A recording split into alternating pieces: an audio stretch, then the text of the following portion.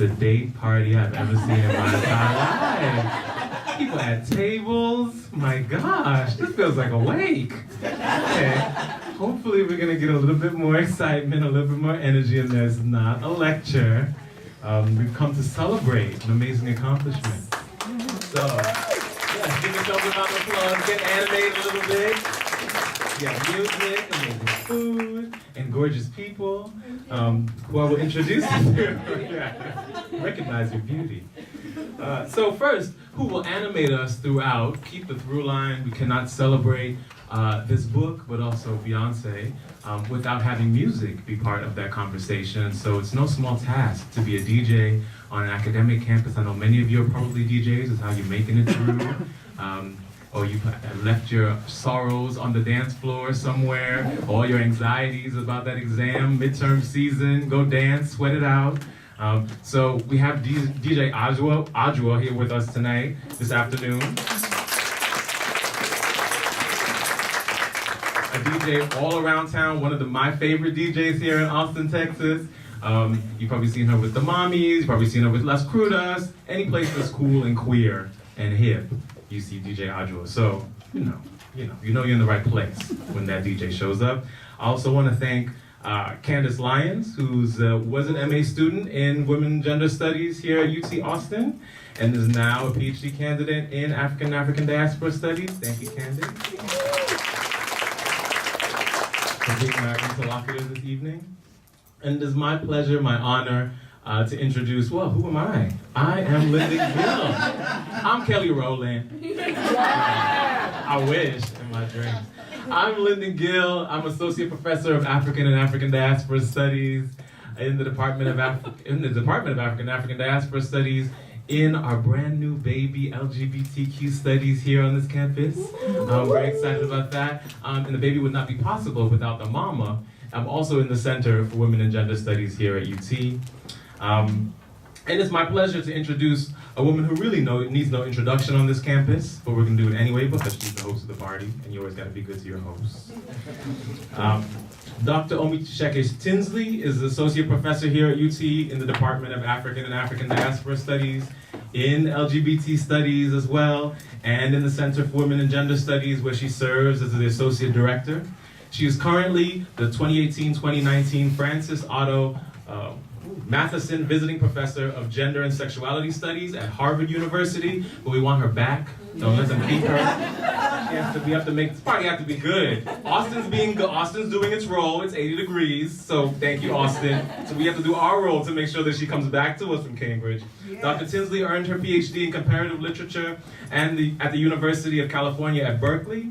Her work celebrates the defiant creation of Black beauty. Say that one more time. Her work celebrates the defiant creation of Black beauty. It centers art as a mode of theorizing resistance to anti-Blackness, misogynoir, and heteropatriarchy. Her first book, Teething Sugar, Eroticism Between Women in Caribbean Literature, which was published in 2010 by Duke University Press, lovingly reads 19th and 20th century songs, poems, and novels about desire between Caribbean women. Her second book, Ezeli's Mirrors, which we're all still so in love with, Black Queer Genders and the Work of the Imagination, was published by Duke University Press again in 2018. It explores sexuality and spirituality in 21st century Black queer literature, dance, music, and film from the Caribbean and African North America. I've been singing his praises everywhere I go. I'm sure I'm not alone in that, so thank you for that work. Ezeli's Mirrors is the winner of the Caribbean Studies Association's 2018 Barbara T. Christian Literary Award, which is a fantastic accomplishment, but also means coming full circle for a Berkeley feminist. So it's really beautiful to see that have happened and Caribbean Studies to have done right by the book. And here we are to celebrate the release of her third book, in her free time, because we just released 2 books in a year. This is that we're inspired when you do work on Beyoncé. I guess you get inspired by Beyoncé to release what I'm calling a theoretical visual album, Beyoncé in Formation, Remixing Black Feminism, that's published this month by the University of Texas Press. And it should be no other way. It should be here at UT, I imagine. In this latest text, Dr. Tinsley meditates on the creative possibilities for Black queer femininity in the contemporary U.S. South via a Black feminist reading of Beyoncé's Lemonade. So Dr. Tinsley's artistic work includes, and just as a way to honor us as both artists and scholars, always, includes performance in collaboration with Ayana Dance Theater, as well as a novel in progress entitled Water Shoulders into the Black Pacific, which we got a taste of for those of you who've read the Black Queer Diaspora issue of GLQ. If you haven't, your life is missing something. Go and read the little taste. It's a very sweet taste she's given us, a long taste, and a conversation with Jafari Allen about her life, her work, and our lives and our work. So take a look at that. But the novel explores relationships between Black female shipbuilders during World War II. And Omi is also a certified yoga instructor in her free time, On top of all of that, let me just become a yoga instructor. Her classes are notoriously difficult. I've sweat my way through at least 2 or 3 of them. You can definitely do it. The soundtrack is better than any other soundtrack you will experience in a yoga studio. My mentor is here. Oh, yeah. Right here. It is better. I haven't taken your class yet, so that may be different. But it's an amazing experience when you get a chance to take yoga with Omi's yoga instructor. So all that's part of the formal introduction, as formal as I can be. But I wanted to also read something that I wrote almost 7 years ago exactly. So on October 25th, 2011, I was still in Philadelphia. I had signed the contract and said I was going to this place called Austin, Texas. I had never thought about taking my New York City self to Austin, Texas. But I thought, there are all these Black queers who are doing amazing work in this Black Studies department. Let me take my behind down there and be amongst them. And before I got a chance to come, I found out that Dr. Omise'eke Tinsley was entertaining the idea of maybe coming down to UT and joining the faculty. I think I screamed for a good half an hour. I got so excited, but just the prospect that she might go.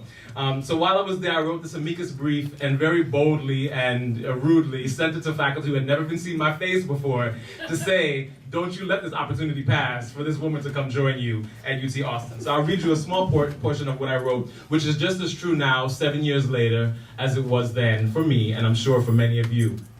I say, Dr. Tinsley's scholarship, her writing, and her person have been the deepest inspiration for me and so many other Black queer academics and artists. It would be a tremendous honor to work with Dr. Tinsley as a senior colleague and mentor, and I'm certain that the intellectual life of, the course offerings through, and the undergraduate and graduate interest in the department, then of African Diaspora Studies only, but now also of WGS and of LGBTQ Studies, can only be augmented by Dr. Tinsley's presence. I'm especially excited by the prospect of Dr. Tinsley joining ADS, not only because of my respect for her work and my admiration of her artistry with the written word, but also because of the many ways I'm sure she could help to expand and improve my thinking, my methods, and my very being. Dr. Tinsley challenges me to approach literature and return to the Caribbean and its diaspora as a place to look for theoretical and metaphorical models. Because of Dr. Tinsley, I am eager to defy disciplinary boundaries, to do the kinds of work worthy of our multidiscipline, the kind of work worthy of our Black feminist ancestry. Thank you, Dr. Tinsley. I also want to honor Ntozake Shange, so I brought a candle so we can honor her. Please join me in welcoming Dr. Omise'eke Tinsley back home to UT Austin.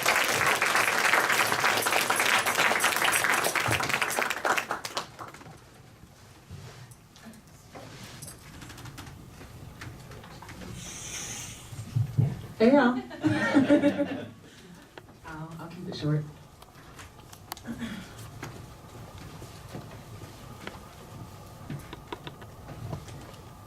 So growing up, I didn't really think about Beyonce. I never really had to. She was always everywhere. I would turn on the radio and it was Bills, Bills, Bills. I'd open a magazine and there she was talking about Popeyes and micro braids. She even cameoed on my favorite TV shows. To say that Beyonce was the soundtrack of my youth would be an understatement. She was the ambient noise. And yet despite this, or perhaps because of it, it never occurred to me to actually think about Beyonce. As ubiquitous as she was, I never really thought to see her in perhaps the same ways I never really thought to see myself.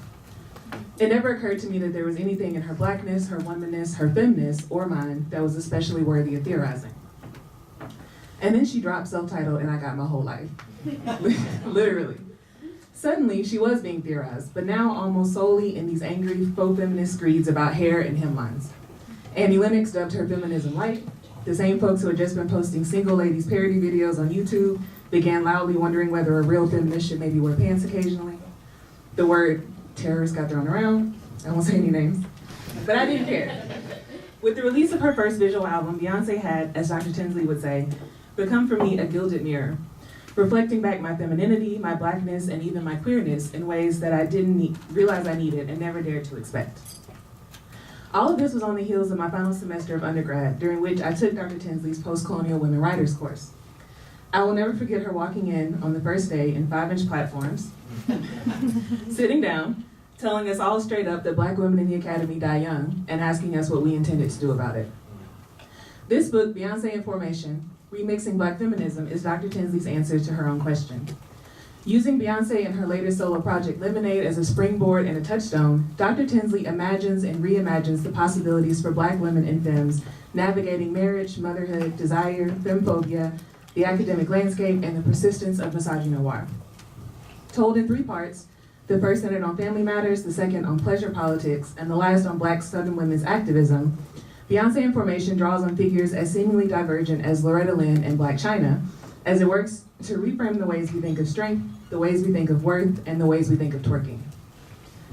It is a text that will make you want to laugh, cry, call your mother, and rewatch Lemonade on the loop, all of which I did the first time I read it. But more importantly, Beyoncé in Formation is a text that will make you rethink the seemingly disparate strands that, woven together, make up a life, especially the life of a Black woman or femme.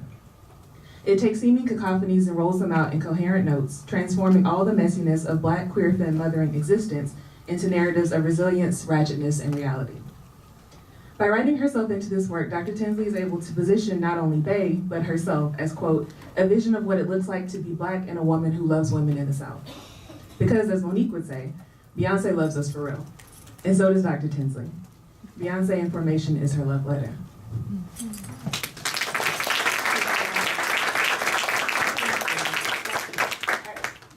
I feel like I don't really need to say much after that. I will say how wonderful it is to be in this room and here with Dr. Phil and Candace, and I feel like we have a Black femininist panel here, and like I don't take that for granted. I wish that this were every day in every space, but it's not, but we made it, right? Like we made it, and we're all here, and we're all here for that. And I also have to remark that I think the last time I did an event in this room was when we held twerk shops on the day of the inauguration. Candace was here, Jackie was here, many people were here, and that was a kind of moment when, you know, we were thinking like, what are we gonna do on inauguration day? And there were so many different protest actions, and I wanted to do something because I saw what was coming was gonna be a kind of policing of Black and brown bodies and queer bodies, and I wanted to do something that was just us enjoying the power of our bodies in this space, and we had fabulous twerk shops. And we turned away everybody who wasn't willing to twerk with us, and for me it was a great moment, a reminder of what women on this campus can do. I also have to recognize so many people in this room who made this book possible. Candace doesn't want me to say this, but it's true. She was my research assistant both on AZD's Mirrors and on Beyoncé in Formation, and she finished her master's. And Sue Heinzelman, who's the director of the Center of Women in Gender Studies, and like we were bargaining, like can I have Candace's help now? Like, you know, we don't fight, but if we had, I think I would have won because I do a lot of yoga. But she is, without a doubt, the best research assistant in the history of Black queer academia. If you're looking to hire anybody, she's the person. Like she, as her remarks here show, she goes out of her way to put herself into the project, right, and to make things the mirrors that we don't have in other spaces. And also there are several people whose own work and words and photographs literally contributed to the book. So Candace is quoted in there a few times, and in the epilogue or whatever, the last part of whatever it is I call the last thing. I asked some young Black queer people, like, what would you do if you met Beyonce? And she was the first person to shoot a response back. Will Mosley, who is also, I sensed he was a Beyonce fan, and he was. He has a response in there. Jarvis Dillard, who was overtook the last time I took taught Beyonce feminism as a large lecture here, like just the first day. He was like, I don't know what y'all are here for, but this is a dance party. And was right, and has 2 pages of an answer in the book. Michaela has a photo credit in the book. So and also the Center for Women and Gender Studies. Jackie, I mentioned this in the book, but when I started teaching this Beyonce course, because I taught Black women, post-colonial women writers course, because I'm interested in teaching introductory level Black feminism, right? And I was like, oh, there are only 9 people in that. I'd like to do a course where maybe there'll be more people. Maybe I'll do something on, and I was talking with Dr. Gill about how we can't get people to show up to talk about Caribbean studies. He's like, you should teach about Rihanna. And I was like, oh yeah, you know it'd be funny if I did a course about Beyonce and Rihanna.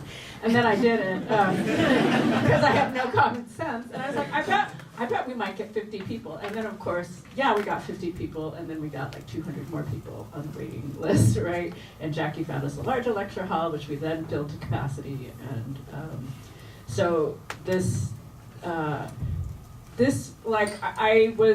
I really wanted to do this book party here because this book literally came out of my teaching at UT and my support from people here at UT, and people being generous enough to share their experiences of why it is that Beyonce is important to them. And I got pretty quickly from the time that I arrived that it's not easy to be a Black woman on this campus, that it's not easy to be a Latina on this campus. And then self-titled dropped, and all these people walking around with their flawless shirts. I woke up like this, right? I'm like, this is meaningful to people. This is telling people they have a right to take up space. This is theirs. And the importance of people creating and insisting on creating that space for ourselves has really, it's really changed me. It's really changed what teaching means to me. And it's definitely changed my understanding of part of what I talk about in the book is my mother's family is from Alabama, my father's family is from Louisiana, so I'm probably like Beyonce's cousin. I grew up with the idea that to be a Black woman in the South was just terrible, right? Was to be walked over, was to be the mule of the world. And sometimes it's that in any place that you go, but we always insist on more than we're offered. And as somebody who spent most of my adult life as a radical Black lesbian feminist in the Bay Area, and who ended up here as a Texas wife and mother, having this, Beyonce became a focal point, and I could talk to other people and connect with other people through Beyonce for us to think together, and what does it mean to survive and thrive in this moment. So I wrote this book amazingly quickly because I started it about the time that Trump was inaugurated, and I finished it in 9 months because I needed to write that story, not just of our survival, but of our looking fierce, right, on the plantation. Like, we may still be on the plantation, but we are going to be wearing couture on the plantation, and you can come for us or not. Anyway, Candace has much more elegant questions prepared for me to answer. I'm happy to answer questions, talk, I can read if you want. Whatever, like I showed up and you all had a party ready, so I'll do whatever you want me to do, pretty much. That's legal or not too illegal. I'll just ask a couple.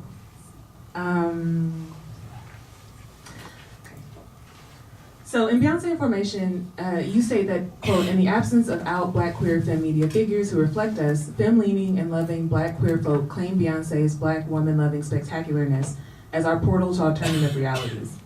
So I'm wondering about this gap that you allude to, and I'm wondering if, in your opinion, it's starting to be filled. I'm thinking specifically of like Tessa Thompson. I remember you telling us in Black Space Theory 2 once that we have to be nicer to Raven Simone, because as far as like Black queer femme media figures, like she's all we have, and we were all like, hard. we were shook. We were like, be nice to who? So, in your opinion, is this still true? And if so, what does it mean and what does it not mean to invoke Beyoncé, who is, I'm gonna say, ostensibly straight, as this prism by which to project queer possibilities onto our femme absence? Thank you. I love that question because I feel like since I wrote this book, I feel like 2018 there's been a kind of flowering, and I use that with Janelle Monáe in mind, right? Of Black femme self-expression, and so I'm thinking of right now. I'm trying to think about how in 2018 we saw Black women publicly performing queer femininities, and doing so while wearing pink, right? And what happened, and I'm thinking about the March on Washington and the Pussy Hats, and right, like how pink became a thing, and how in this moment it became, I think to me, it became clear why it is that it's so important to not just value femininity, not just value Black femininity, but to queer that femininity, right? And now that we have a president who's trying to take away the legal status of like trans folks, like that isn't, it's becoming increasingly clear to me. So this year, the universe, well, not the universe, I mean, I guess, Tidal streaming service smiled on me by offering me, like, so Janelle Monáe's Pink, I feel like really changed a lot of conversations in thinking about a femininity that's queer, and I feel like a lot of people take that video really seriously, and to me it was meant to be ironic and fun, and to think through what does it look like if femininity were Black and queer and loved itself and made its own world. And then Cardi B did some nice stuff for us. Janet Mock became the first woman, Black trans woman, to direct what do you call that thing on TV? An episode? One of those things that you watch when you're binge watching Pose, right? And made important statements about Black trans women's self-representation in that show. And Janet Mock, of course, somebody who has been fabulously eloquent about the importance of Black feminists, right? And went toe-to-toe with that person who shall not be named about, like, you know, you can't say that having big hair and sparkly lip gloss means you're not a feminist. That's Femmepobia. And then my friend Rihanna, if I call these people my friends, eventually they're gonna call me. Right? They're gonna be like, oh, I heard I'm your friend. I'm sorry I haven't been back to you. But my friend Rihanna, her show at New York Fashion Week, right, which is imagining lingerie in this Garden of Eden where women seem to reproduce with other women, and you have queer-looking folks, you have folks of all kinds of body types. And for me, this has been the flowering of a kind of Black femme representation. And somebody asked me last time I was talking about Beyonce, I mean, at a university, not in Uber or wherever else I talk about Beyonce, but what did you think about the Carters thing that they did over the summer? I was like, oh, I didn't love it. It was, to me, not a strong follow-up to Lemonade, right? I summarized that album as we have a lot of money in our marriage work. I think that's what all the lyrics are.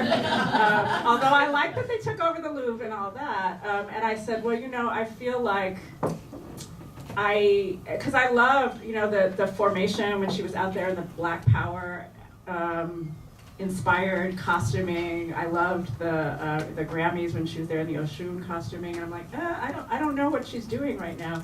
And this person said, you know, well, she opened this space for people like Janelle Monáe, right? She opened this space that you could have Black woman-centered music, and now queer artists are stepping into it, right? And so-called straight artists, because I don't really believe Rihanna is totally straight either, but she, you know, she says that she is.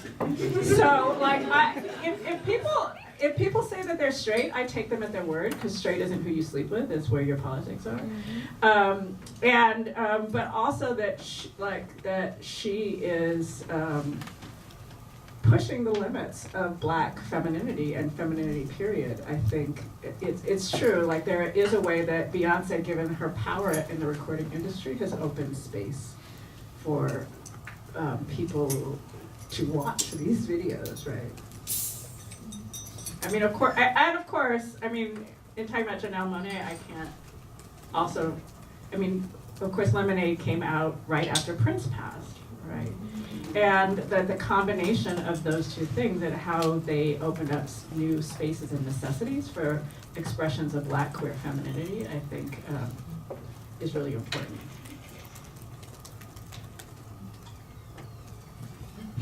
Thank you.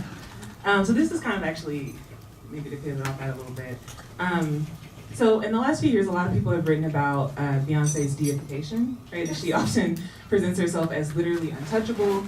I think most hilariously to me in the Dance For You video, right, where she doesn't actually dance for the guy, she kind of like stands right next to him and then she moves.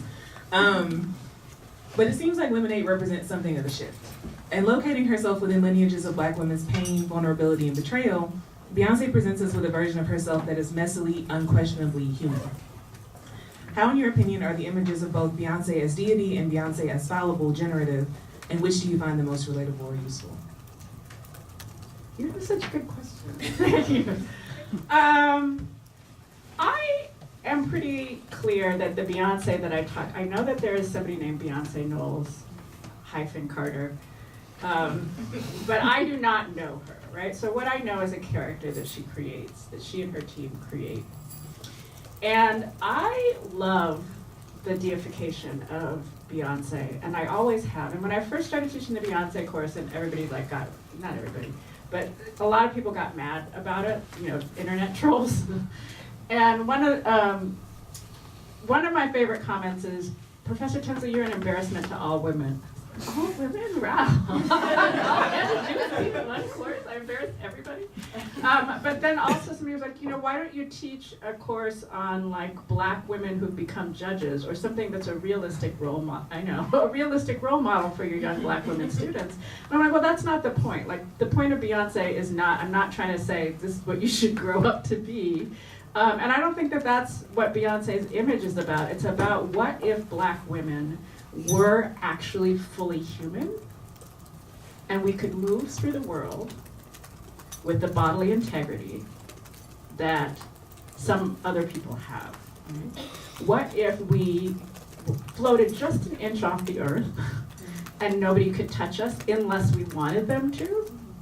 And then when we were done, all was back in its order. And I find, because everything else in my newsfeed tells me the opposite of that. Tells me that Black women are there to, I won't even go into it, right? So I need that as a counterbalance. It's not a coincidence that I was like watching what Trump is doing in the news and writing this about Beyoncé, right? So, and I think that some of the interest in Black icons is precisely that we don't have images of Black feminine divinity. And I think those of us who are Black feminine identified people, like, we crave that, we need that. We want to know that we are also made in the image of the divine.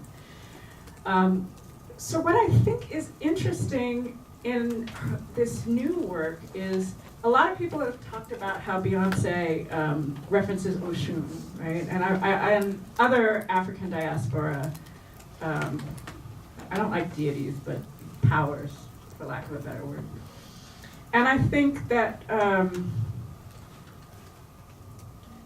the idea in a lot of African diaspora pantheons is that the great powers aren't necessarily above us or beyond humanity, right? We vehicle them through our own bodies. They were, and many of them once were our ancestors, their deified ancestors who lived and walked, and there are a lot of stories about how they mess up, right? Like all these patakis about how Shango messed up, and then Shango messed up again, right? And then through learning from all of this messing up, can be of service to humanity and to Black people. And I think that Beyoncé is deified differently in Lemonade, and I like the messy divinity. And to some extent, I need Beyoncé to be divine, right? I need her to be that image that sparkles, so that I have that vision that we are worth that. It's interesting that you bring up Oshun, because that kind of makes me think about this kind of shift that I'm seeing from Beyoncé, who famously came out as a feminist in 2014, which you mentioned in the text. And she was involved in Lean In's kind of Ban Bossy campaign and these mainstream feminist kind of movements. And it seems like in recent years we've seen Beyoncé begin to disidentify with mainstream feminism and move instead toward like a Black feminist or a womanist politic. So what, in your opinion, might have prompted this shift, and how do you think it influences both her work and the way we as fans receive her work?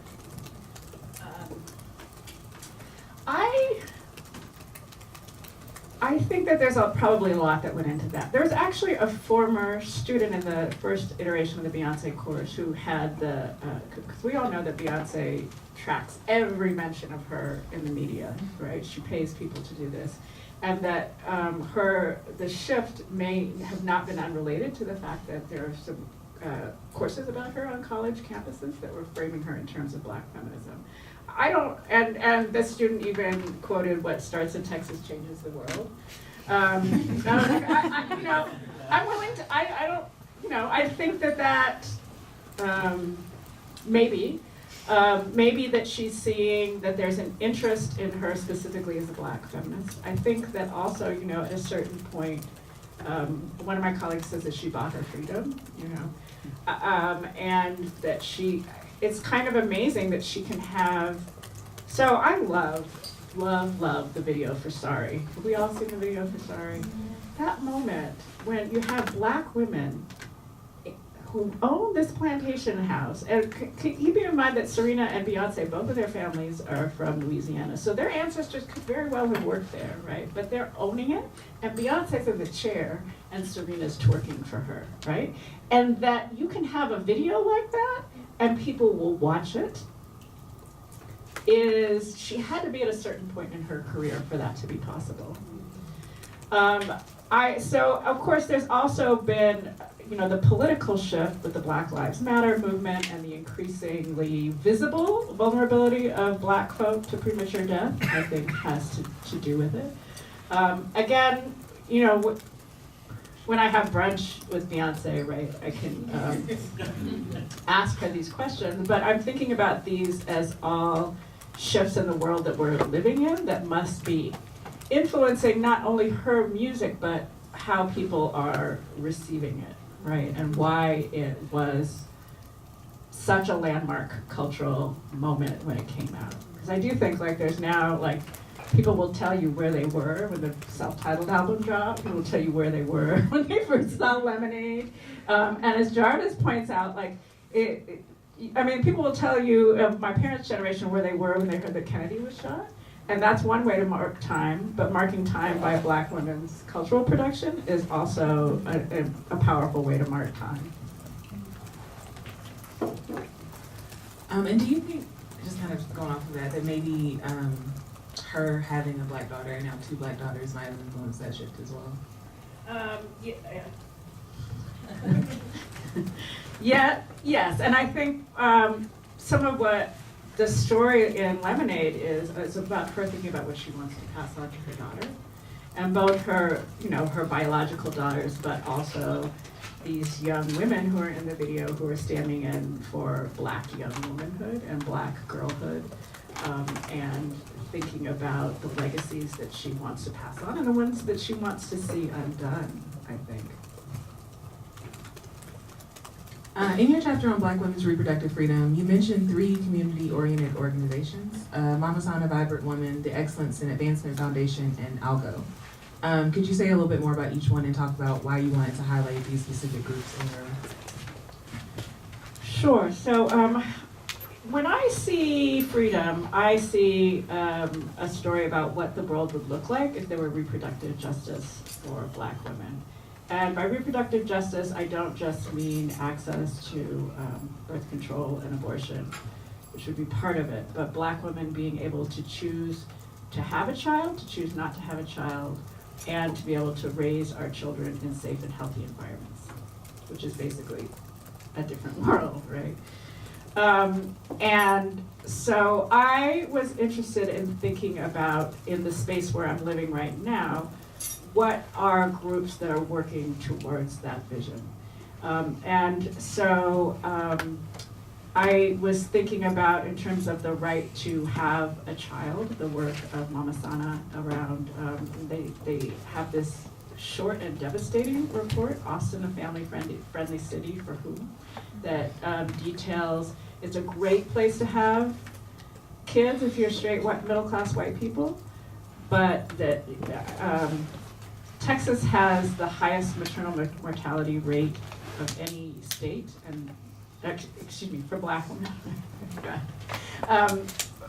Specifically for Black women, and in Austin, it's almost 2 times higher than the state of Texas as a whole. And bless you, so that there are people who are working around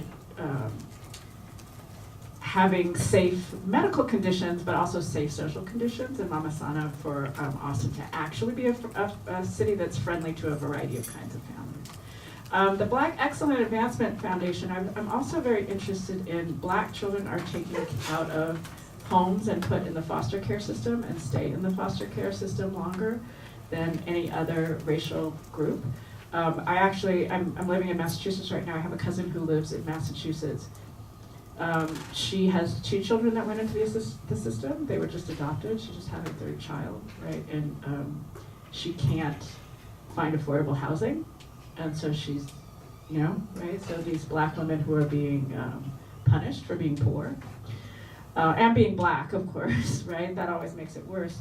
So I was thinking about what are organizations here that are interested in interrupting the ways that Black children are funneled into the foster care system, which then predisposes them to be funneled into the prison pipeline. And the Black Excellence and Advancement Foundation, which is over on the Houston-Tillotson campus, is doing a lot of really important work around that.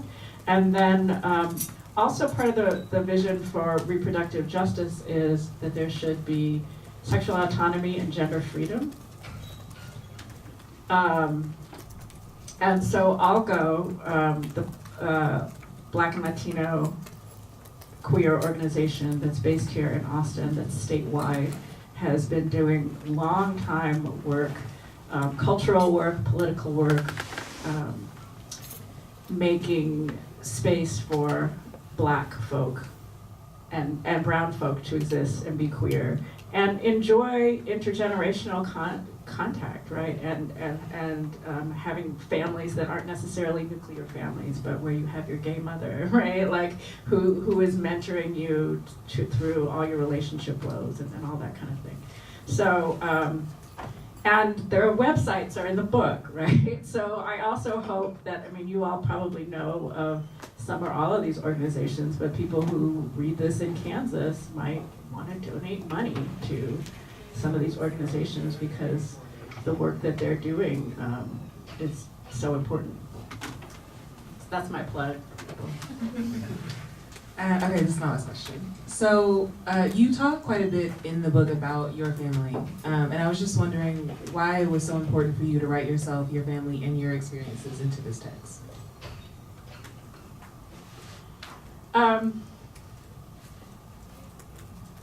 That's a good question.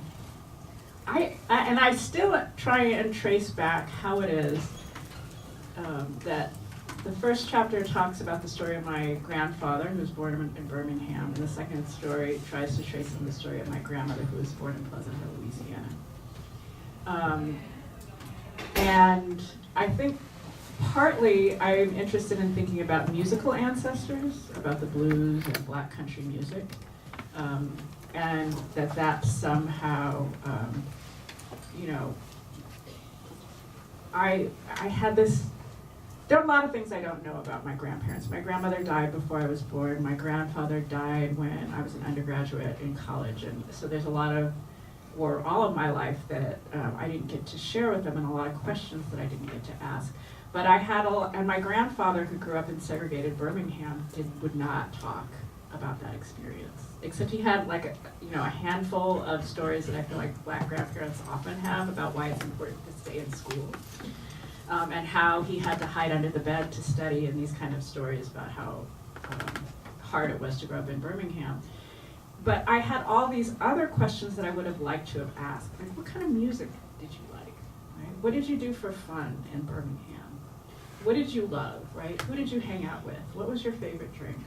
And so as I was thinking about the blues, and I looked at blues artists who performed in Birmingham,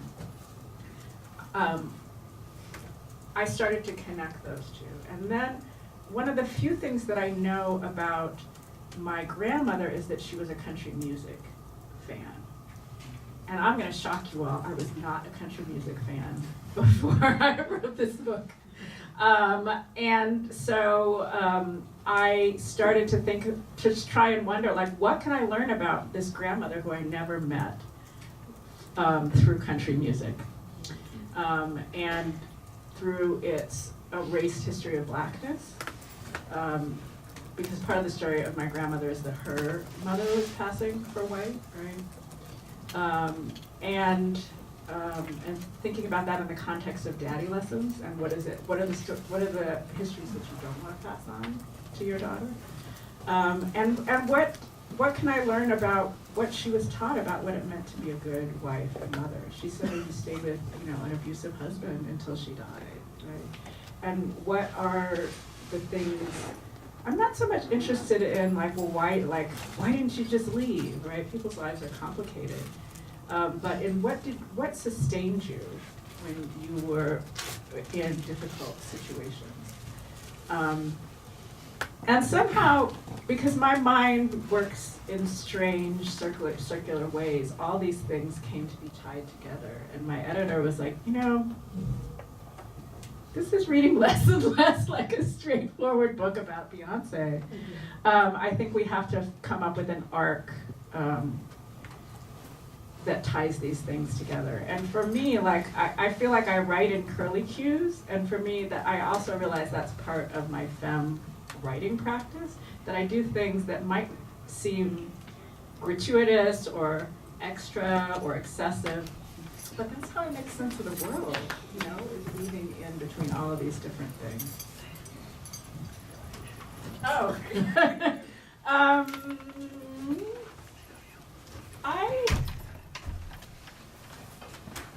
I'm happy to read a little bit from the book, or we can take questions and then I can read from the book, or read from the book. Oh, Lyndon. Okay, I think I am going to read from a chapter called Unapologetically Femme. And it's interesting when I give talks and I say it's a feminist reading, F-E-M-M-E-inist reading, sometimes they correct it and take out the extra M-E, like, oh, she doesn't know how to spell feminist. I really do. I'll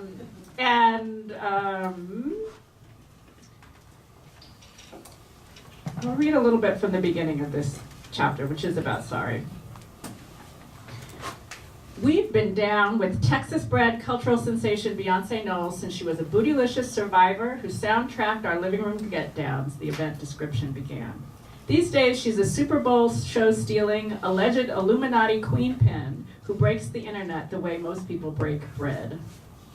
On August 18, 2016, the Austin American-Statesman, quote, put together a team of Austin's top Bayologists from the worlds of art, media, and academia to unpack the hot sauce in Beyoncé's bag, swag, to host Hold Up, the Beyoncé Feminist Sing-Along at downtown Austin's Alamo Draft House. I was on stage beside playwright Florinda Bryant, YouTube star Evelyn Ngugi, musician Q Dada Ross, and music reporter Debriston Gupta Stith, seated in front of a screen playing Lemonade clips to a packed house of women, femmes, and queens, primed by beer and mixed drinks. After the first song, Sorry, our moderator Deborah turned to me to open comments, and I, without even a drop of alcohol in my system, y'all, stopped everything to gush about how amazing it was to be in front of a ginormous moving image of Queen Bee in a Zaina Bain bullet bra, so close I could almost reach out and stroke her royal boob. Everyone laughed at my silly display of femme on femme desire, then joyfully went on to tout the video's highlights: the boy by bus, African body painted prints, Becky with the good hair, and of course, record-smashing tennis star Serena Williams twerking for Beyoncé. Now this was not just a Beyoncé sing-along, mind you. This was a Beyoncé feminism sing-along, with all proceeds benefiting a local women's shelter. Back when Beyoncé stood in front of a brightly lit screen declaring herself feminist in all caps at the 2014 VMAs, not everyone was here for it. Eurythmics singer Annie Lennox publicly shot down her feminist credentials by branding the artist's stance Feminism Light, decrying her example as noxious to young women fascinated by, quote, the overtly sexual thrust, end quote, of her performances, and summing up her disapproval with the quip, twerking is not feminism. On this hot, rainy August night 2 years later, though, not only was a sold-out, drunk-singing Alamo Drafthouse celebrating Serena twerking for Beyoncé as feminism, when I publicly longed for Beyoncé's boob and Serena's thighs, our viewing of Sorry also became a platform as in my shoes, platform as in the stage, to celebrate Black feminism and Black femme desire. Featuring a parade of dancing, decorated Black women who have nothing to say to men but bye. Sorry opens space for viewers like me to see Beyoncé's sexual thrust, to quote Lennox, aimed at other Black women and femmes. Why, after all, would Lennox assume Black women, quote, choose glamour, femininity, and femme presentation, end quote, for men's pleasure only, as Janet Mock pointedly questioned? Quote, our dressed up bodies and big hair don't mean we're colluding with patriarchy using our bodies rather than our brains, Mock reminds us in defense of Beyoncé's sexiness. Hell nah, as Beyoncé sings. Remember the Flawless remix when Beyoncé and Nicki Minaj stroke each other on stage in Paris as Nicki raps, "This every hood nigga dream," fantasizing about Nicki and B?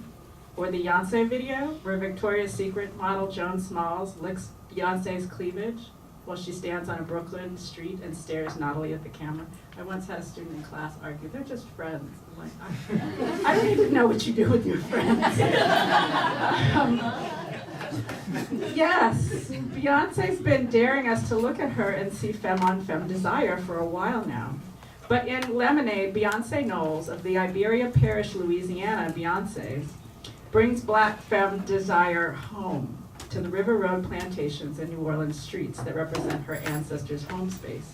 She gives us what femme scholar Gayatri Gopinath calls a queer region, an imaginary somewhere Black femmes can act out their love southernly in a Storyville brothel, on the front porch, or at a women's revival meeting. In Hood Femmes and Ratchet Feminism, Ashley Shackelford calls out the narrowness of how we imagine Black feminist by asking, what about the bisexual trap queens, the queer hood femmes, or the sexually fluid thotties? And Lemonade left me wondering, what about down-home bred, hot sauce carrying, Mardi Gras celebrating Texas Bama femmes?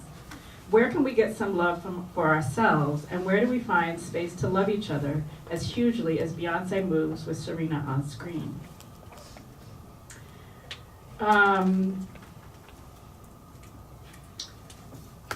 And from there in the chapter, I look at different Black femme spaces that I've encountered in the US South.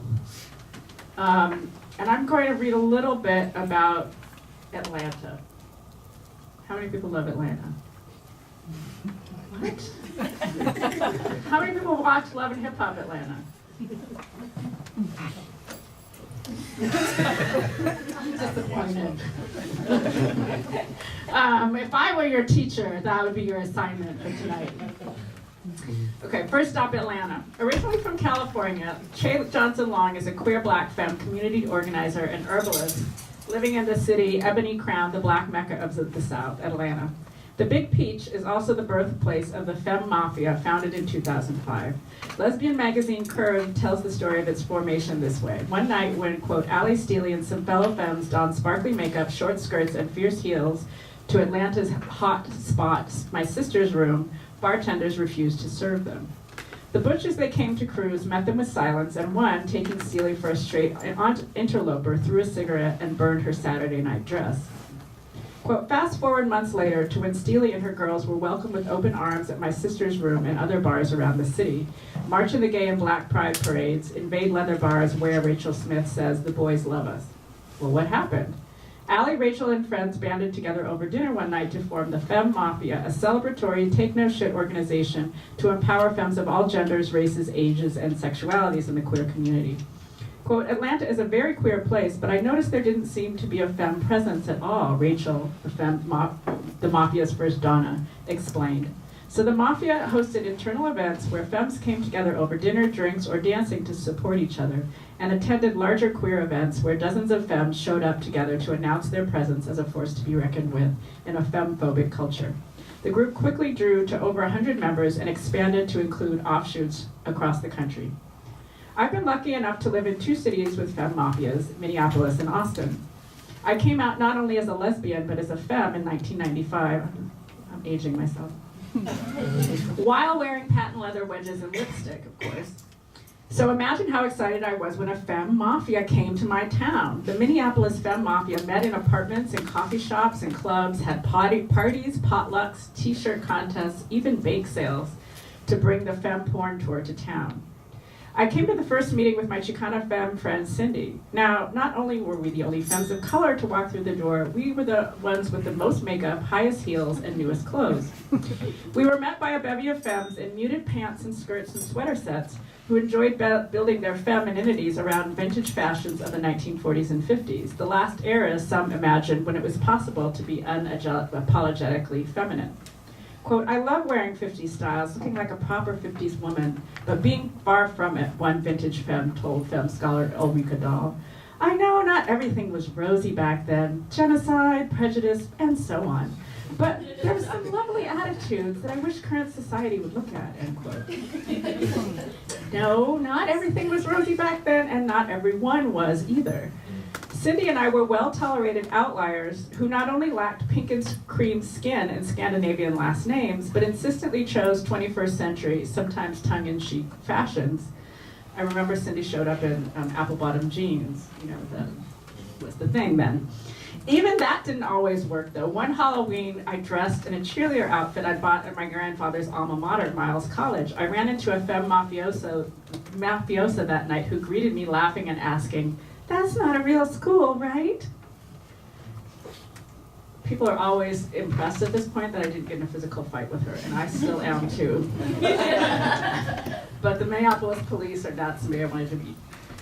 Yes, femmes of color are real, and we need our own models of femininity to reflect that back to us. So in 2013, Che, a lifelong organizer with a passion for Beyoncé, quote, you know that you're a believer when your phone autocorrects no to Knowles, one of her Facebook posts reads, began hosting workshops geared towards black femme-identified folks, which she called Beyoncé Taught Me Black Femme Formations.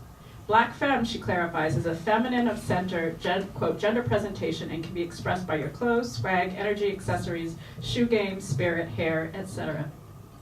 In its opening sentences, the event description makes clear the anti-racist and feminist stakes of workshopping a specifically black femininity. In the time of Beyoncé, much of what we learn about black femininity comes from outside of the black feminine community, it reads. How can we use our collective superpowers to reconstruct a flawless feminism that centers black culture? The workshop traveled to Dallas, Brooklyn, Philadelphia, Detroit, Denver, and Amherst, and Che designed a follow-up national survey. Beyoncé taught me Femme of Color Needs Survey to build tools for future Black femme organization and love. In November 2016, a former Beyoncé Feminism student sent me a link to the survey, complete with a gif of Beyoncé blowing kisses with impossibly red lips. And I thought, of course, who else but Beyoncé would you build a Black femme workshop around? Not only because she's arguably the most recognized Black woman entertainer we have, there's no really argument anymore, right? Someone, even the Becky I almost slapped at the Halloween party knows is real. I'm not holding a grudge though. Not only because Black femmes love her and constantly pay homage to her style, rocking flawless jewelry like no one else. Most importantly, because Beyoncé's ultra femme image tramples on the specifically Black forms of femmephobia I grew up with. For those of us who came up hearing femininity isn't something Black women should play up if we want to be taken seriously. For those of us who were told we should be natural African queens without lipstick and eyelashes and sparkles and hairspray, Beyoncé reflects back that the girliest of Black girls can run the world. Queen Bee's embrace of the self-consciously artificial, bling, makeup, extensions, and Coachella gifts us with a model of Black femininity pliable enough to valorize Black and cis trans femme in a way ideals of naturalness never could. Beyoncé loves and embraces Black femmes' kind of joyfully, unnaturally, spectacularly artistic gender presentation. And looking at her, I feel I never need to apologize for being Black, femme, and fabulous as I want to be. Thank you. And then here's the small picture that Michaela took.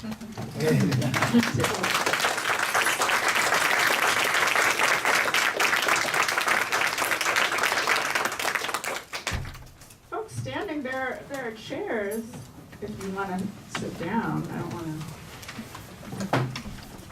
There's a camera.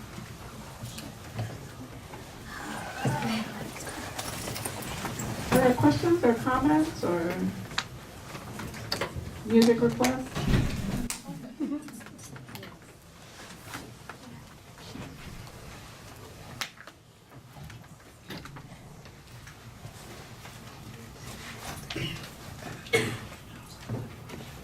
You have questions? Yes. Would you talk a bit about the different places you see femmephobia coming from? Oh. It would really be a shorter list to say the places I don't see femmephobia coming from. Yesterday at the Texas Book Festival, I hope you don't think I'm disrespecting you that I didn't wear these today. I had thigh-high blue boots on and blue flowered shorts. And Delita Jones, who was my moderator, had on this fabulous red lipstick, and her brows were fierce, and her jumpsuit was on point. One of the things we were talking about is, and one of the things people often ask me about is self-aestheticizing. And I have to say that from the top, as long as I've been teaching in universities, I've gotten the well-meaning advice that I need to tone my clothes down. Well, what does that mean, tone my clothes? Like, what does that mean? Like, wear beige? And so then I once got this actually while I was wearing a fluffy beige Angora sweater in Chicago, which I thought was perfectly appropriate winter wear. And people try to explain to me kindly that if I dressed like that, people weren't going to take me seriously, and people were going to be distracted by my femininity, and might even think of me as a sexual being. I know. I know that in the olden days, Black women were supposed to be unmarried and virgins if they were going to teach school, but I was not aware that in the early aughts that was still the expectation. So this is when I'm fresh out of grad school, and people are really trying to help me out, right? And but I am like, but that doesn't make any sense. How are people ever going to take femininity seriously if, in order to teach people that femininity needs to be taken seriously, I embody some kind of masculinity, right? Like, that's just perpetuating this kind of femmephobia. And so I certainly in professional contexts, I feel like it's not even called femphobia, it's called professionalism. Which means that you're supposed to dress like a straight man from the Northeast. Oh, really? Like, you know, like you're not supposed to be dressed like a straight man from the Caribbean, right? And that's a way of people wanting a kind of tokenism and inclusion of women and people of color without actual real diversity, without actually having to take femininity and brownness seriously. I think certainly femphobia exists in the queer community, right? My husband and I often share horror stories of the dyke bars in the Bay Area at the time that we were in graduate school, where I would walk in there and people would be so rude to me. Just so rude, because they assumed that I had like wandered into the wrong bar. And white femmes kind of like could be there and flirt and have the white bitches pick up on them, but which is where anti-blackness and femphobia intersect, right? Like there was no way, and people still have a really hard time. I like have to break it down for them. I can be feminine and black and queer at the same time. And I can even have a kid.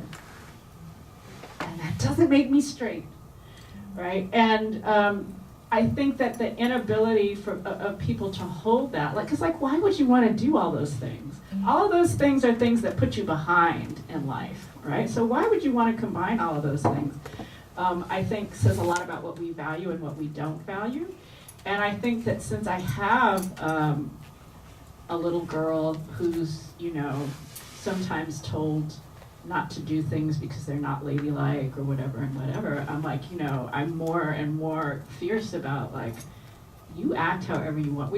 Somebody just asked me this morning, in your book, you say that you allow your daughter to twerk with her black friends.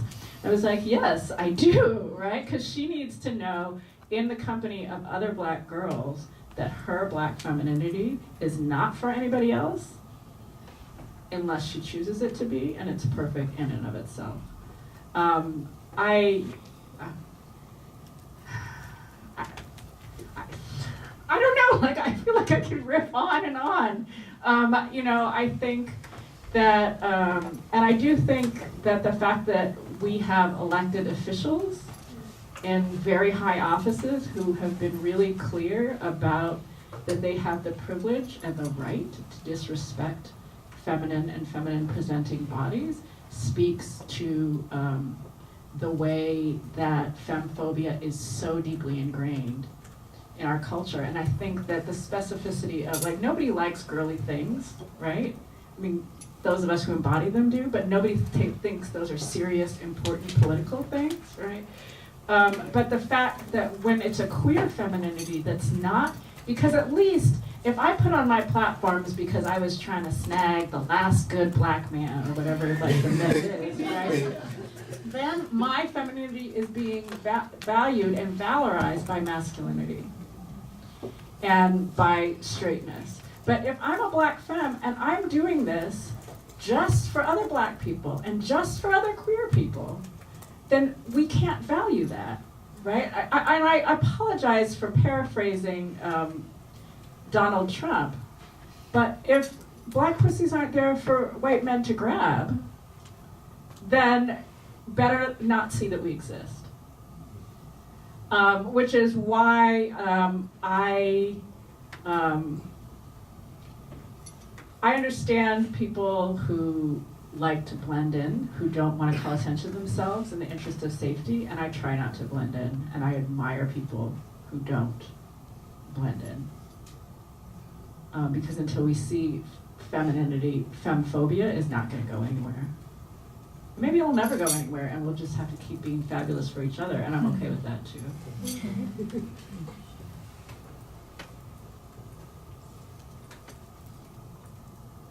Dr. Gill. I'm mad at Lyndon because he looks prettier than me.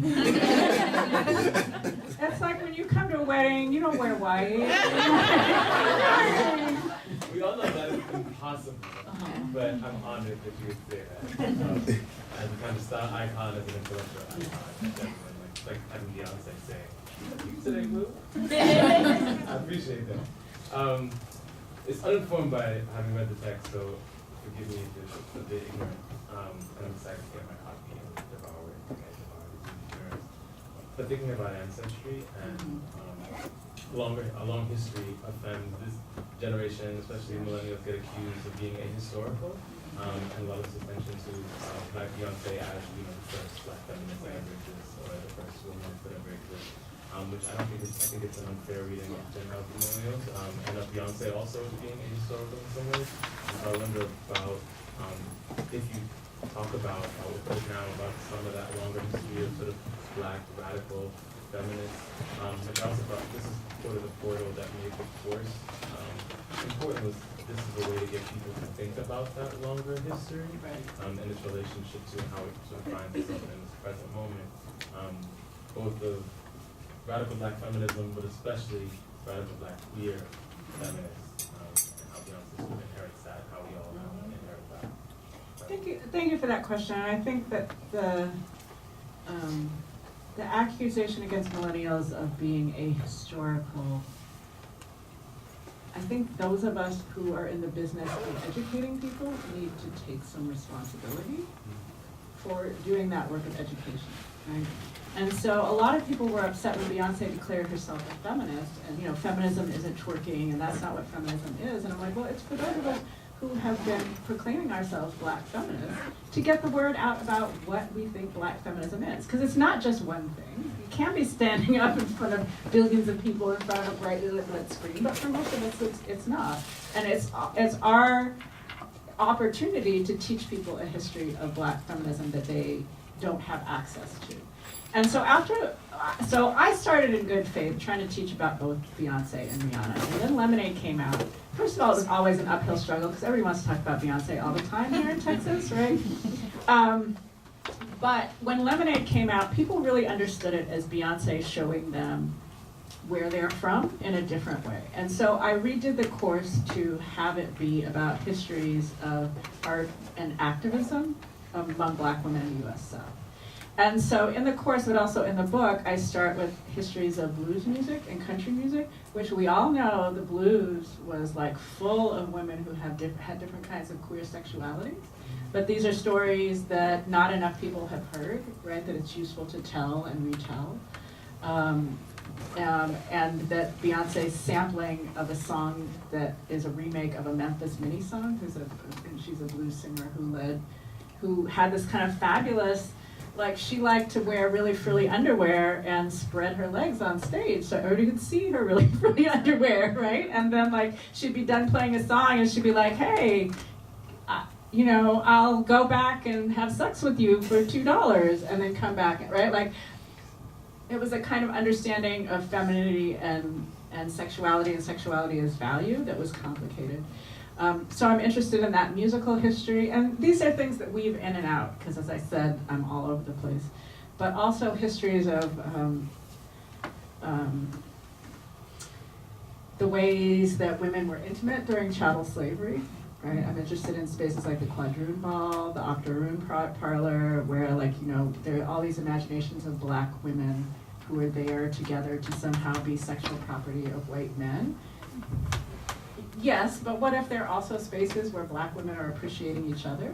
And then also things like the civil rights movement, right? And these moments of people valuing their bodies and the kind of the presentation of femininity as a shield in certain kinds of ways are also of interest to me. And so I talk endlessly because I can never let it go, this Gloria Becker cites a story about a slave ship that docked off the coast of Suriname in the late 1700s, I think, and the women emerged from the sex-segregated holds, and they had done each other's hair. They had braided each other's hair, they'd found pieces of broken glass, and they'd carved designs in each other's head. And that's where I'm like, femininity and beauty have always been something that Black women have tapped into to survive. They're not afterthoughts. They're not frivolous. they're not unnecessary. And so I'm interested in kind of traveling circuitously through a lot of those places and inviting other people to spend time thinking about them. Because we all know, what was the myth that like there were black people and then there were gay people, and then about 1998 there were black gay people, is one that's really, it's really damaging, right? And really short-sighted and really problematic for both, for all people of African descent and for all queer folks.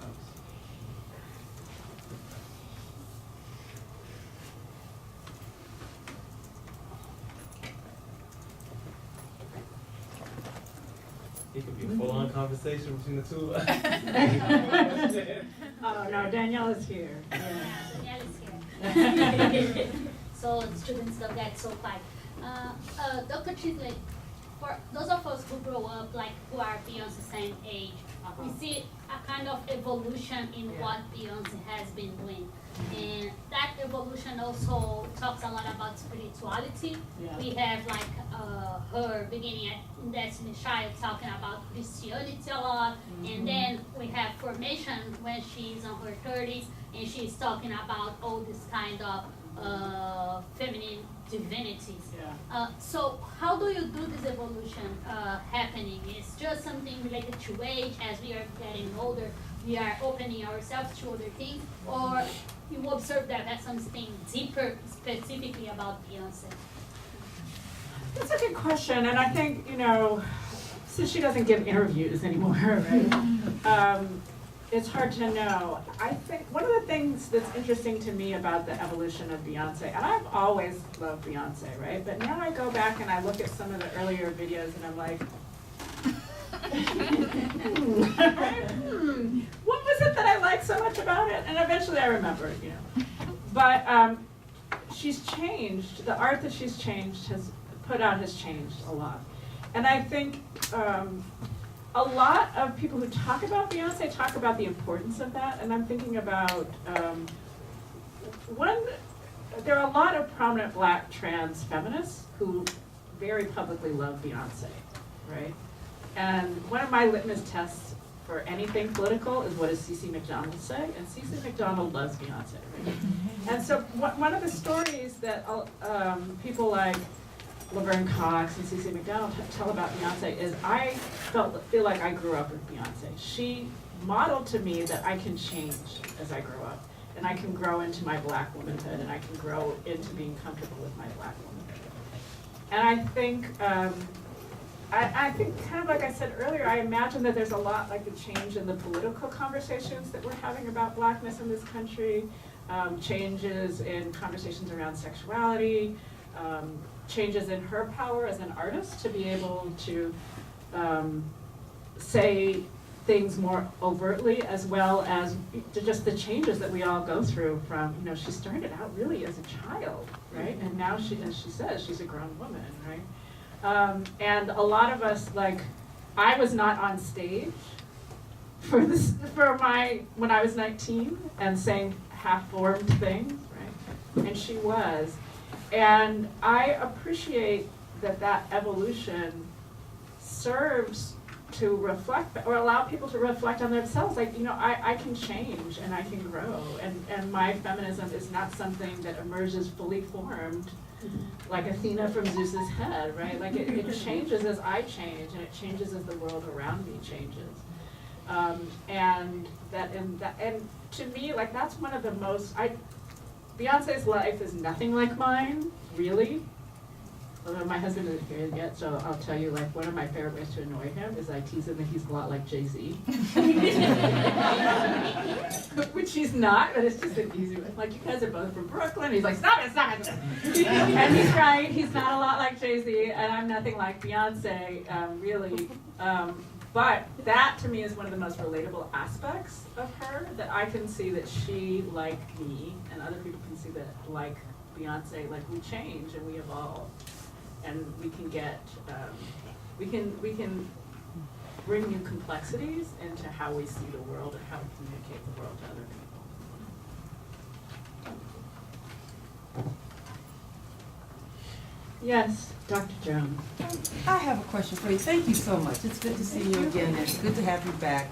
And I echo Lyndon's feeling that please don't let Harvard keep you forever and ever. I have a question. I've been sitting here trying to figure out how to form it. I think it is in the world that we currently live in. And I know we're all actively imagining something else. Right. In the world that we currently live in, no, I'll do it differently. I don't think blackness can be seen. Right. I don't think it can be seen. It is understood within some very narrow parameters, and it is dangerous. Yes. I feel the same way about femme. Yeah. So when I pull those two together, Mm-hmm. as audacious as each are, and necessary,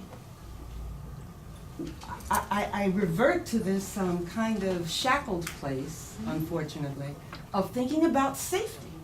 Literally straight up safety. As you should. So I wonder how you navigate that. Yeah. Well, as you know, I'm a double Pisces. So I have no common sense. I live in a dream world and I move through it at will. I present, it's always interesting to me. When I lived in the Bay Area, I would sometimes get, my racially ambiguous status, which has changed since I ran around with a black daughter, and people are all like, oh, I see now.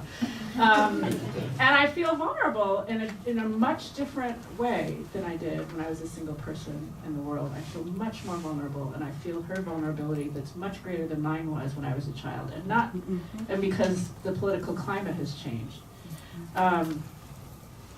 And so I think that for me, what I was going to say is in the Bay Area, people often made helpful comments like, you don't look black, you look Brazilian. And I'm like, yeah, those Brazilian people who never came from Africa, right? Or I've had more than one person say, if you didn't tell people you were black, they wouldn't know. I'm like, oh, what? Thank you I never realized that. Here I have been going around telling people black, but I didn't know that, you could tell people you're Latina. I'm like, oh. But of course, for me, and similarly, I've also gotten well-meaning advice, not only you'll get a job easier, but you'll get dates easier if you're not so femme, right? You would be cute as a butch, you get some more play. But for me, that would have killed me. That would have killed my spirit in a particular kind of way. It just would have. I have this very vivid memory of watching Roots when I was 7 years old and seeing Kizzy and being like, that's me, right? I love this woman.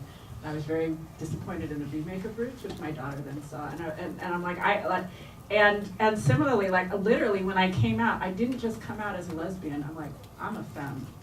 And I had the cheap patent leather shoes from Aldo in the early 1990s to prove it. And that for me, the cost of not doing those things would be a kind of, this sounds really dramatic, but it's true, a kind of psychic death. And as you also know, I have made myself vulnerable by being black and femme and being read as always already sexual. And I insist on not changing the way that I do things. I'm currently figuring out a way to continue to wear high heels and skirts in a Boston winter.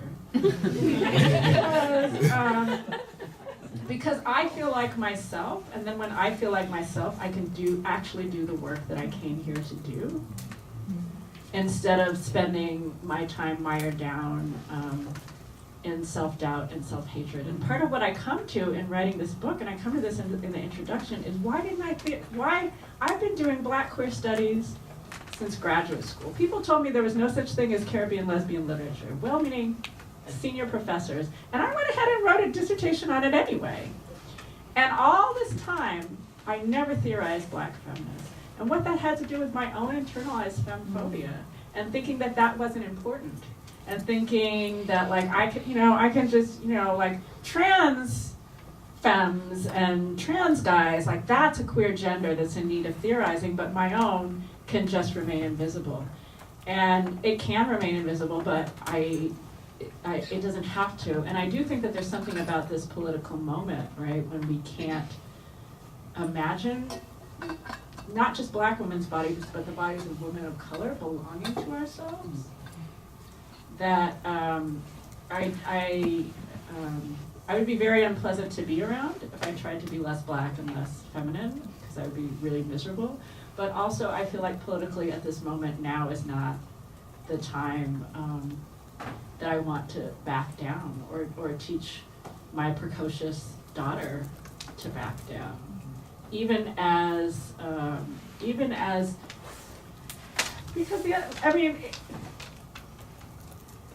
because also I think trying to disavow Blackness and queerness and femininity ultimately doesn't keep us safe. You know, if it did, then it would be a whole other story. And I really don't begrudge people who want to, you know, pass as straight, or you know, or who want to be more professional, so that when they meet with the dean here, right, like the dean will actually talk to them and not their shoes. Like, I really don't. We need people to do that too, but we also need people to hold the other edge, I think, of pushing back and being more femme than we're supposed to be. And I feel like I'm lucky in that I've been able to see other people in the academy do that, and not to follow. I'm a notoriously bad follower in dancing, but to like kind of contribute to the choreography. Thank you. Thank you. Yes. Thank you for what you just said. It was extremely profound. And from one queer brown person to another, I'm so glad to see you out there holding space for this and modeling these behaviors and making it known to other people that it's okay to be this and to do this. So thank you for that. And as a way of getting to know you a little bit better, this can either be the easiest question or the hardest question. Top 3 favorite Beyoncé songs. Okay, so first of all, I didn't call you out because I thought that would be rude, but when the question about, like, can you give examples of femmephobia, like, I think about you being told that you were too gay to teach yoga, Yes. or too flamboyant, or you're acting flamboyant, and you're like, I'm not acting, right? Like, and like, I sometimes sadly try and imagine what, like, you told me once you tried to pass as straight teaching yoga, and I was like, I don't understand that. I can't understand, like, did you put on a mask? And like, what happened? Top 3 Beyonce songs. I still love Formation. I just do, even though Big Frida should have been in the video. Crazy in Love. My first. That's when Beyonce got me, right? And then what would number 3 be? It depends on the days. Lots of days it's Hold Up. I really like that song, but also because of, you know, sometimes when you imagine, like, if I could script a Beyonce video, what would I do? And then there was this Beyonce video where Serena Williams twerked for Beyonce, and I was like, thank you, Black Jesus, for listening to my prayer. I think sorry would help. Even though it's more like the video than the song itself. Yeah. I'm so glad to see. This is an absolutely frivolous question, but one of the things that I find people do a lot of in terms of policing is police femmes' shoes. So you've been talking a lot about your platforms, and my favorite story about navigating a Buffalo winter actually is wearing my heels and being in an elevator where another faculty member told me to take off my heels and try on her snow boots because she thought those were much more appropriate both for the weather but also for academics. And she proceeded then to take off her shoes and asked me to lift my foot, and she would not let me get out of the elevator until I put on one of her shoes. And I just think about that moment. I mean, obviously there's all this aggression, etc., but I also think it's about a certain kind of coding as femme, as not practical, as not being able to live in the world, as being impossible. Yes. And it's particularly around shoes, right? There's something so egregious about wearing shoes that are not for walking. but for other things. Right. So I just want to talk about your platform. That's an amazing and terrifying story, right? And I feel like it's one of those stories that if like a black person had done that, they could have been charged with assault. Do you know what I mean? Like, but because it's helping you out, like nobody thought of it in those terms. I mean, you may have, but they didn't think of it in those terms. I think, yes, people like to comment on my impractical shoe wear. Just Jarvis pointed out, like, a Beyonce. I really did when I started teaching the Beyonce class. I was like, if she can do all that she does in stiletto heels, I can try and do it too, right? Like, I am not better than Beyonce. Let me see if I can do that same work. Because, you know, it is work to learn how to walk in heels, but it's also fun. People do stop me and ask me, my favorite question is, can you walk in these? And I'm like, no. You're walking here beside me and I cannot walk in these. Right? Like, what kind of stupid question is that? And I don't know what that question really means, but for me, I was just, so I'm teaching Beyonce and Rihanna now at Harvard, right, which is fun. It's a lot of fun. And we were talking about the historical context of Barbados. And so in lots of places in the Caribbean, perhaps in the US South, I don't know as well, it was illegal for people of African descent to wear shoes. And it was also illegal for us to go out with our hair uncovered. And there was, so in the British Caribbean, the British were real sly. So they were like, you know, we're gonna emancipate you guys. But you guys don't really know how to be workers, so you get to be apprentices, unpaid apprentices for 5 years. We're so helpful. So there was a woman named Duchess who was an unpaid apprentice to some very wealthy woman. And she decided to take some of the wages that her, not owner, whatever, her employer owed her and use them to buy fancy silk dresses and pink shoes. And this was no longer illegal because she was not exactly a slave, she was an apprentice. And she was called into court, and the judge made her put on every dress that she'd bought and her 2 pairs of pink satin slippers, one over the other, as a way of humiliating her for the excess of wanting to be feminine. In other places and times in the Caribbean, women of color got their male lovers who had a lot of money to buy them jewels, and they wore jewels on their feet instead of shoes, right? And so I feel very strongly that shoes are political, and that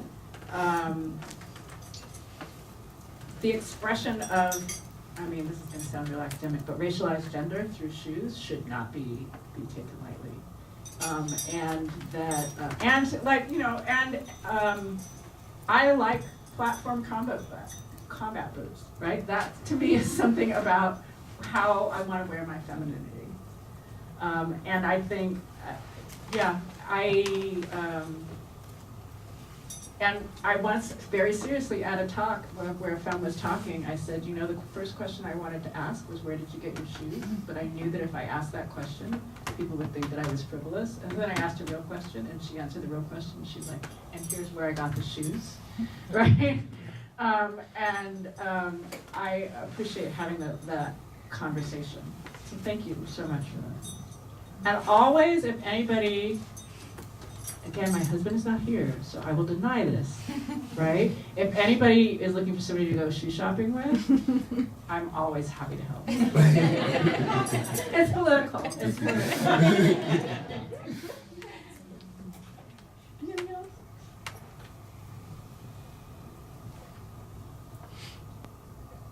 Should we have some music and food and books and general party atmosphere? Thank you all for coming out so much.